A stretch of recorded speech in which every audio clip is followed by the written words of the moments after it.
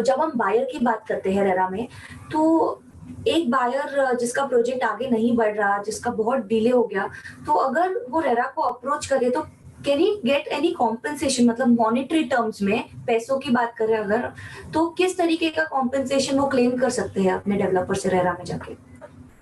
So, with respect to a buyer, hmm, this is governed by Section 18 and Section 12 hmm, of RERA Act. So, what happens इसमें suppose मैंने एक flat purchase किया है, मुझे deadline दिया है 2019 का डेवलपर ने कि 2019 में वो मुझे कंप्लीट करके देगा प्रोजेक्ट, बट हावे वो बाय एनी रीजन कंप्लीट नहीं कर सकता project. It is his lookout, he has committed me. So after 2019 I can approach RERA and मैं रेरा को बोल सकता हूँ कि इसने मुझे पोजेशन नहीं दिया बाय 2019.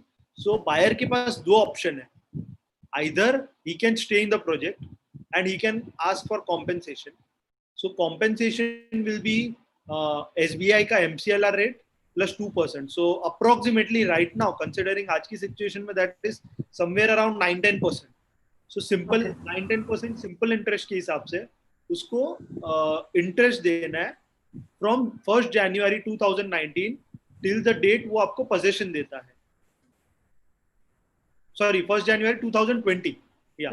December 2019 तक, 1st January 2020 से he has to give the interest up till the date वो possession देता है.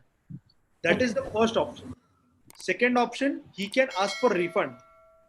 So in refund, the developer has to repay the money. मतलब जो भी पैसा डेवलपर ने लिया है बायर से, वो उसको रीपे करना है पूरा पैसा along with interest, जो दिन से उसने पे किया था, जो दिन से बायर ने डेवलपर को पे किया था, वो दिन से उस पे इंटरेस्ट गिन के बायर को रिफंड करना है पूरा पैसा within 30 days from the date of order.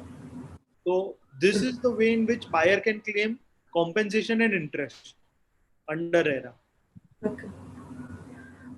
इसमें ही एक क्वेश्चन ऐड करना चाहूंगी कि जहाँ पे रीडेवलपमेंट में एग्जिस्टिंग मेंबर्स होते हैं, they tend to buy certain square feet of additional area, like 50 square feet ले लेते हैं या 100 ले लेते हैं, या एक और बेडरूम ऐड करवाने के लिए 150 स्क्वायर फुट के आसपास कारपेट एरिया में वो लोग एडिशनल एरिया परचेज करते हैं.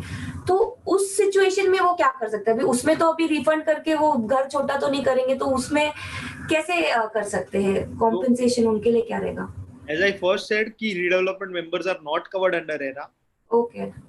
However, जो extra area purchase करते हैं, that is a buy. मतलब उन्होंने buy किया है वो area. So for that part, they can go into RERA and उस पे वो लोग interest claim कर सकते हैं. जैसे कि मैंने first option बताया for the buyer, that will be available to the redevelopment member. For the extra area, जितना भी extra area purchase किया है पैसा देके, अगर वो रिफंड के लिए क्लेम करता है तो उसको जितना एरिया उसने परचेज किया है वो फॉरगो करना पड़ेगा, वो भूल जाना पड़ेगा, तो वो प्लानिंग में नहीं बैठेगा. So the only option left with the home buyer, sorry the existing member, is that जो एक्स्ट्रा एरिया पे उसको इंटरेस्ट मिल सकता है.